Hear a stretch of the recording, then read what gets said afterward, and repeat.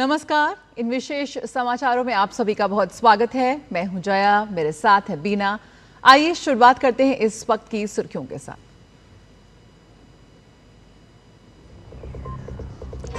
पश्चिम Asia में बंधी शांति की उम्मीद। अमेरिकी राष्ट्रपति ट्रंप ने ईरान के साथ 2 सप्ताह के सीजफायर का किया ऐलान।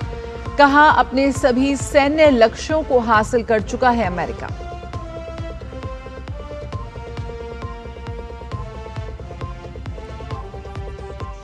ईरान ने भी सीज फायर पर जताई सहमति। ईरानी विदेश मंत्री ने कहा, अगर हमारे खिलाफ हमले रोक दिए गए तो नहीं करेंगे जवाबी हमले। अगले 2 हफ्ते तक खुला रहेगा स्ट्रेट ऑफ हॉर्मुज।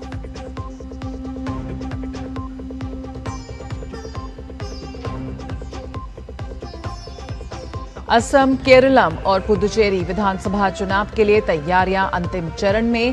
कड़े सुरक्षा इंतजाम के बीच तीनों राज्यों में कल एक ही चरण में डाले जाएंगे वोट।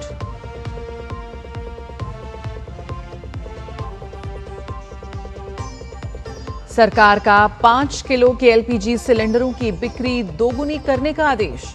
तेल और गैस की आपूर्ति का दिया आश्वासन।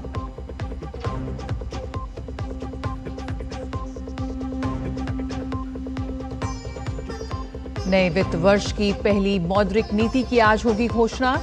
पश्चिम एशिया तनाव के बीच रेपो रेट और ईएमआई पर टिकी सबकी निगाहें।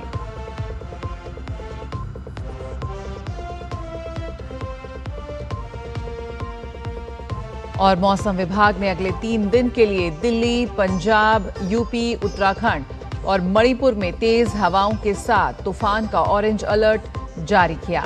बिहार, झारखंड और सिक्किम में भी आज गरज के साथ वर्षा की संभावना।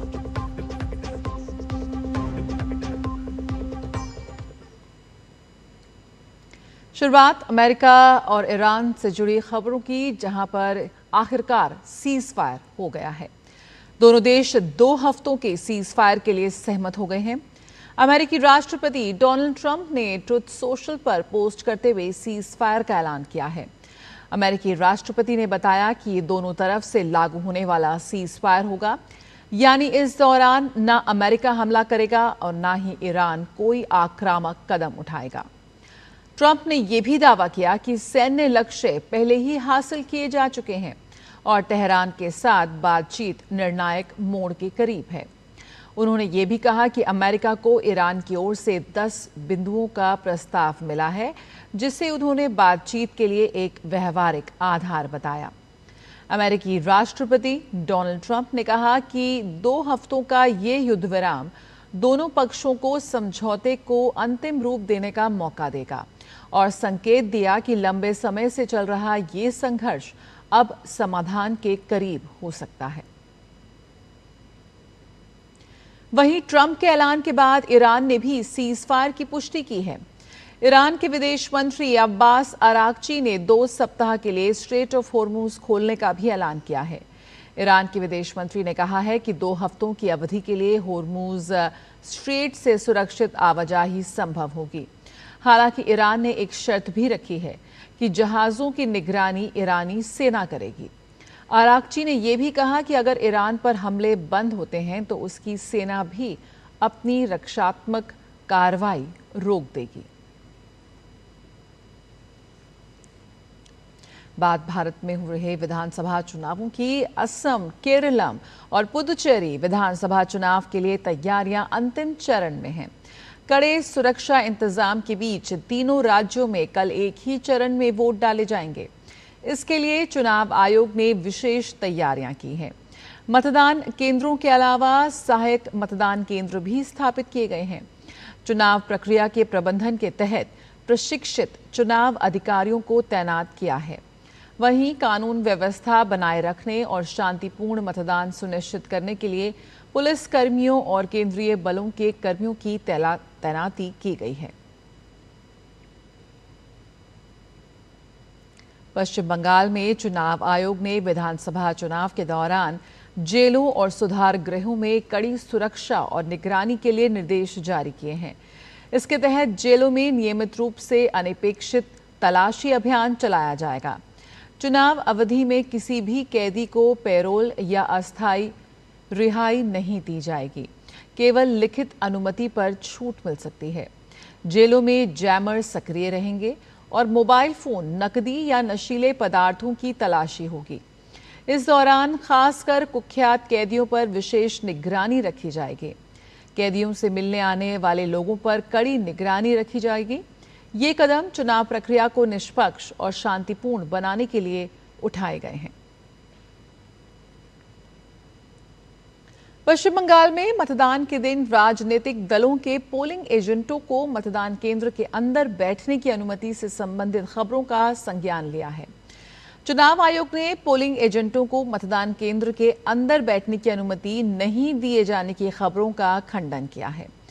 चुनाव आयोग ने एक रिलीज के माध्यम से कहा कि भारत निर्वाचन आयोग के संज्ञान में ये बात आई है कि मीडिया के एक वर्ग द्वारा विधानसभा चुनाव 2026 के संबंध में ये प्रसारित किया जा रहा है कि मतदान के दिन विभिन्न राजनीतिक दलों के पोलिंग एजेंटों को मतदान केंद्र के अंदर बैठने की अनुमति नहीं दी जाएगी। निर्वाचन आयोग द्वारा ये स्पष्ट किया जाता है कि आयोग ने मतदान के दिन पोलिंग एजेंटों के बैठने की व्यवस्था के संबंध में ऐसी कोई नई गाइडलाइन जारी नहीं की है। इसलिए मतदान के दिन पोलिंग एजेंटों से संबंधित पिछली गाइडलाइन यथावत बनी रहेगी। केंद्र सरकार द्वारा 5 किलोग्राम के एलपीजी सिलेंडर की दैनिक संख्या को दोगुना करने के निर्देश के बाद इनके वितरण में तेजी आई है।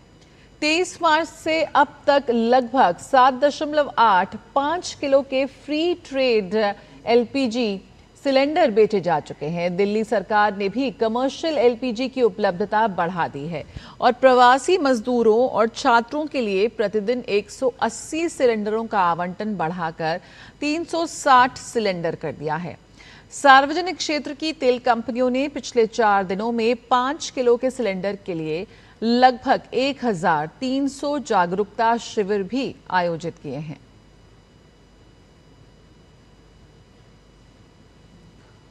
बांग्लादेश के विदेश मंत्री खलीलुर रहमान भारत के दौरे पर हैं। मंगलवार शाम नई दिल्ली पहुंचने पर उनका गर्मजोशी से स्वागत किया गया। खलीलुर रहमान आज नई दिल्ली में विदेश मंत्री डॉक्टर एस जयशंकर के साथ एक उच्च स्तरीय द्विपक्षीय बैठक करेंगे। माना जा रहा है कि इस बैठक में दोनों देशों के बीच आपसी विश्वास और सहयोग को नई ऊंचाई देने पर चर्चा होगी। इसके साथ ही बांग्लादेशी विदेश मंत्री केंद्रीय वाणिज्य मंत्री पीयूष गोयल और पेट्रोलियम एवं प्राकृतिक गैस मंत्री हरदीप सिंह पुरी से भी मुलाकात करेंगे। बांग्लादेशी विदेश मंत्री का ये दौरा द्विपक्षीय साझेदारी को और अधिक सुदृढ़ बनाने में महत्वपूर्ण भूमिका निभाएगा। गौरतलब है कि बांग्लादेश में शेख हसीना के तख्ता पलट के बाद जब से तारिक रहमान की सरकार बनी है, इसके बाद से ये बांग्लादेश की तरफ से किसी मंत्री का पहला आधिकारिक भारत दौरा है। आरबीआई आज अपनी द्विमासिक मौद्रिक नीति की घोषणा करेगा। वित्तीय वर्ष 2026 और 27 की पहली बैठक के बाद रिजर्व बैंक के गवर्नर संजय मल्होत्रा सुबह 10 बजे मौद्रिक नीति समिति के फैसलों की जानकारी देंगे। मौद्रिक नीति समिति के 6 सदस्य सोमवार से ही प्रमुख मुद्दों पर विचार कर रहे हैं। विशेषज्ञों का मानना है कि पश्चिम एशिया तनाव के बीच रेपो रेट और ईएमआई पर सबकी निगाहें टिकी हैं। विशेषज्ञों का मानना है कि अप्रैल के मौद्रिक नीति समीक्षा बैठक में नीति रेपो दर को 5.25% पर रखा जा सकता है। किर्गिस्तान में चल रही सीनियर एशियन रेसलिंग चैंपियनशिप में भारत ने ग्रीको रोमन वर्ग से अपना पहला पदक हासिल किया। भारत के लिए ये पदक ललित ने जीता, जिन्होंने 55 किलोग्राम भार वर्ग में रजत जीता। ललित को फाइनल मुकाबले में उज्बेकिस्तान के इख्तियोर बोतिरोव के खिलाफ 0-9 से हार मिली, जिसके चलते उन्हें रजत से संतोष करना पड़ा। वहीं 87 किलोग्राम भार वर्ग से सुनील कुमार ने कांस्य पदक जीता। इस बीच नितेश ने 97 किलोग्राम भार वर्ग के मैच में फाइनल में जगह बना ली है।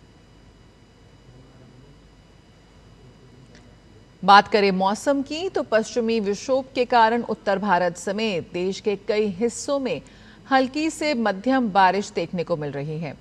मौसम विभाग ने अगले 3 दिन के लिए दिल्ली, पंजाब, उत्तर प्रदेश, उत्तराखंड और मणिपुर में बिजली चमकने और तेज हवाओं के साथ गरज और चमक वाले तूफान के लिए ऑरेंज अलर्ट जारी किया है।